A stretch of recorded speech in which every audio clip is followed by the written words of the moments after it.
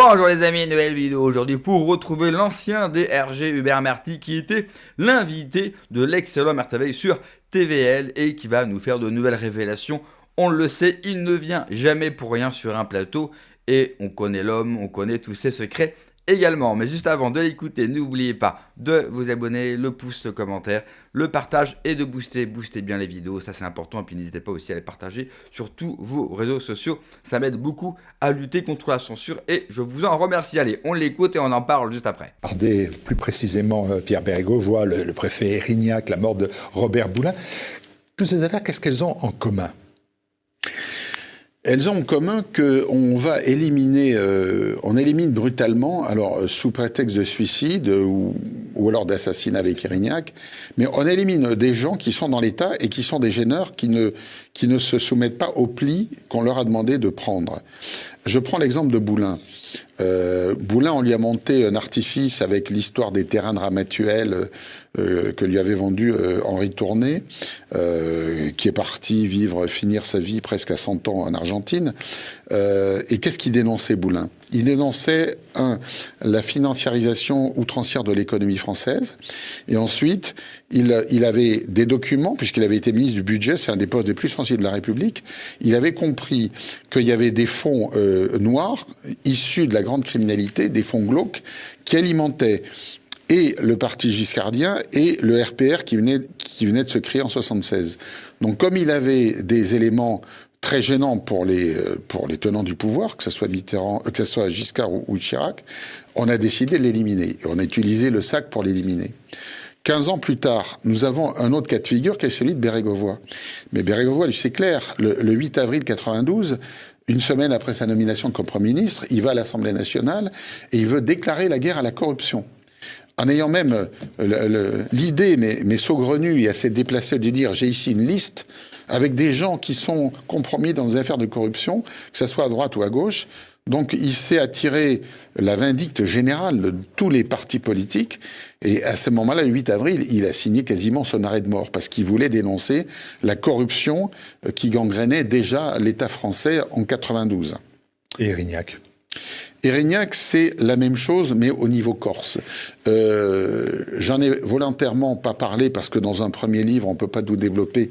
Donc Erignac, j'en parlerai dans mon prochain livre. Ce n'est pas du tout un meurtre nationaliste, c'est un meurtre qui est totalement lié à l'implantation de la mafia en Corse.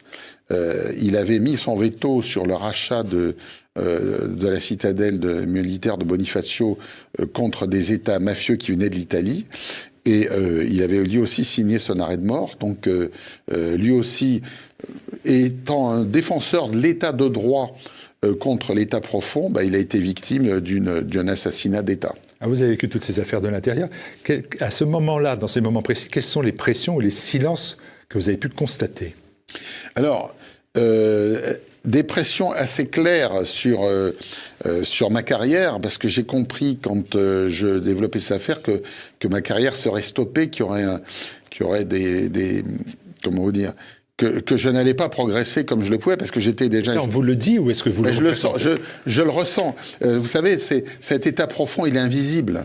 Qui a tué Boulin? Il n'y a personne. Qui a tué Béret? Il n'y a personne. C'est toujours un état qui avance masqué. Donc moi, j'ai bien vu que d'abord, je suis éjecté de mon poste à la suite d'un petit article de presse de rien du tout, que personne n'avait lu, mais qu'on a mis qu'on a monté en exergue volontairement. On ne dit pas clairement qui est-ce qui est derrière, mais on sent que, par exemple, les journalistes se sont manipulés pour écrire des articles défavorables contre vous, ce sont autant de pots de banane. Et l'administration, à ce moment-là, elle n'est pas du tout impartiale, elle est totalement partisane. Elle va monter en épingle ces articles pour dire, écoutez, il y a ça. Mais je dis, je n'y suis pour rien. C'est pas moi qui ai donné les interviews. C'est des journalistes à qui on a demandé d'écrire ça à mon sujet. Et vous allez voir ça, moi je peux proposer un démenti, mais un démenti d'un fonctionnaire en poste, ça n'a aucune valeur par rapport à un journaliste qui écrit une page entière pour vous salir. Voilà. Vous parlez d'un système capable de neutraliser ce qui dérange. Cette mécanique du silence, vous en avez été, donc vous le dites même, vous-même, victime. On a cherché à vous faire taire avec succès.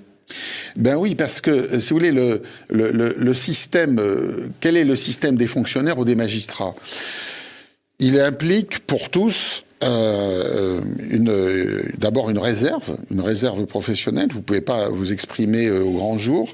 Ensuite, vous êtes habilité. Moi, j'étais habilité secret défense. Et dès que vous êtes atteint par des articles qui vous traitent de complotiste ou de conspirationniste, eh ben, on m'a enlevé tout de suite moi d'habilitation, ce qui fait que je n'ai plus pu travailler dans les services de renseignement. Il y a votre carrière qui est freinée, votre avancement qui est stoppé. On vous fait comprendre que vous n'êtes plus en odeur de sainteté. C'est pas difficile. Moi, dès que j'ai été sans poste, j'ai fait 1, 2, 3, 5, 10 demandes, alors que j'avais totalement les capacités d'occuper ces postes. Chaque fois, on me disait non pour des raisons inavouées. En me disant, ben non, il y a pas, ça va pas, vous pouvez pas correspondre. Je voyais à chaque fois que c'était pas des raisons professionnelles qu'on m'invoquait, mais c'était des raisons politiques sous-jacentes et puis des raisons cachées, complètement occultes. Alors faire taire, c'est peut-être aussi le principe qu'il faut garder à l'esprit dans le choix, qui a été quand même mal compris de la dissolution des RG en France, des renseignements généraux. On a dit, bon, ça a été remplacé par autre chose, mais cette dissolution, c'était vraiment faire taire, vous pensez, un service trop informé derrière des explications structurelles de modernisation, ce qui nous avait été présenté. En 2008, un an après son élection, Sarkozy décide de fondre les RG avec la DST pour créer la DCRI, qui est maintenant la DGSI, sous prétexte, comme je dis, de lutte antiterroriste. Mais les deux services étaient totalement différents. La DST était le service de lutte contre les ingérences extérieures, le service de contre-espionnage dont tous les pays ont besoin, parce que on a besoin de se prémunir de toutes les activités d'espionnage, que ce soit de la Russie, de la Chine et des États-Unis. Donc c'est un service essentiel pour la défense de nos intérêts fondamentaux. Mais à côté, les RG étaient totalement différents. C'était une police de renseignement intérieur. On ne travaillait pas comme la DST sous le secret défense, on travaillait sous le confidentiel défense. On n'avait pas de pouvoir judiciaire comme la DST. La DST, elle pouvait arrêter des gens et les mettre au mitard pendant plusieurs jours, les mettre en garde à vue dans les locaux de la rue Nélaton, puisqu'à l'époque la DST était dans la rue Nélaton. Les fonctionnaires des RG, eux, n'avaient aucun pouvoir coercitif. On ne pouvait pas obliger les gens à venir nous voir et les retenir. C'était impossible. Mais si on n'avait pas de pouvoir coercitif, en revanche, on avait une liberté à peu près totale de voir tout le monde, tous les gens qui venaient taper chez nous, eh bien, on les recevait avec mes fonctionnaires, et puis on voyait si les éléments qu'ils nous donnaient étaient valables ou pas. On creusait, on vérifiait. Il y a beaucoup de choses qui étaient, je dirais, jetées où on ne donnait pas suite, parce que, vous savez, dans le milieu du renseignement, on a affaire aussi à des mythomanes, à des gens qui inventent des choses, qui essayent de nous manipuler. Donc, ces gens-là, on les écartait très vite. Mais dès qu'on voyait que les renseignements apportés étaient valables, intéressants, là, on travaillait avec eux.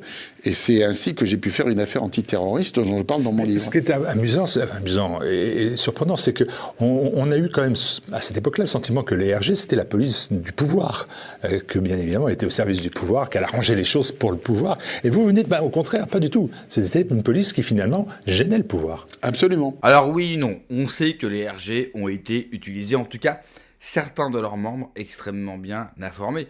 Lui-même avoue qu'il a travaillé avec les hommes ou proche du gouvernement Mitterrand, même si cela, bien sûr, s'est retourné contre lui, parce que Hubert Marty est un homme intègre, on va dire, enfin, intègre. Je pense que pendant ces années au RG, il a dû faire certaines choses, car une fois qu'il a vu toutes les magouilles sous le gouvernement Mitterrand, il n'a pas pu s'empêcher d'enquêter, et par la suite, bien sûr, d'alerter, et heureusement qu'il est toujours en vie. D'ailleurs, il ferait bien de préciser qu'il n'est pas suicidaire, parce qu'avec tout ce qu'il raconte, bien sûr, dans ses livres, cela pourrait lui attirer des problèmes. D'ailleurs, vous l'avez entendu, il a attendu très longtemps avant de pouvoir sortir ses premiers bouquins. J'ai hâte aussi de lire son prochain livre sur l'assassinat de ce préfet, sur qui on a mis évidemment toute la faute sur Colonna. Mais revenons sur ces fameux suicides. Le problème, et je vais en surprendre plus d'un, ce n'est pas que l'État élimine des gens qui sont problématique. L'État, que ce soit sous la République ou sous l'Ancien Régime, l'a toujours fait. Même si on pourrait dire que la République l'a beaucoup plus fait que dans l'Ancien Régime. On a souvent une vision tronquée de l'Ancien Régime où on a une image d'un roi omnipotent qui va emprisonner ou faire tuer qui, lui semble. Dans la réalité des choses, le roi n'avait pas tous les pouvoirs et les rois à l'époque ne pouvaient pas faire tout ce qu'ils voulaient, et surtout quand vous revisitez l'histoire, la véritable histoire bien sûr, pas celle qui nous est racontée dans les livres, dans nos écoles, mais on y apprend que les rois tuaient très peu de personnes.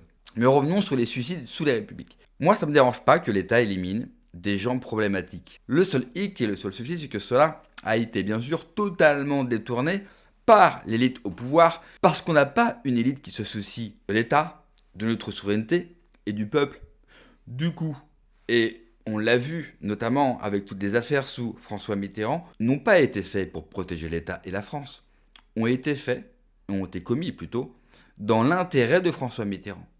C'est-à-dire que François Mitterrand était trempé, mais dans des magouilles à ne plus en finir. Il me faudrait au moins un live de 3 heures minimum pour évoquer toutes les histoires sous les 2 mandats de François Mitterrand.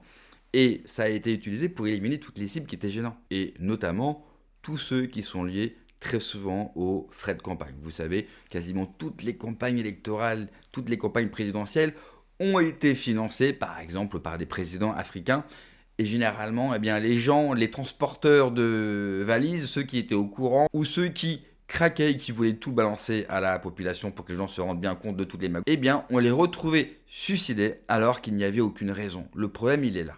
Le problème, il est que quand vous êtes gouverné par une élite qui n'a que son propre intérêt en jeu et qui se moque bien de l'État et de la France, ça devient dangereux. C'est pour cela qu'il faut absolument mettre à la tête de ce pays un pouvoir qui n'a que pour seul but l'intérêt du bien commun, l'intérêt supérieur de la nation. Merci d'avoir regardé la vidéo les amis. N'oubliez pas de vous abonner, le pouce, le commentaire, le partage, de booster la vidéo, c'est important. Je compte sur vous, prenez soin de vous, que Dieu vous protège. Allez, ciao.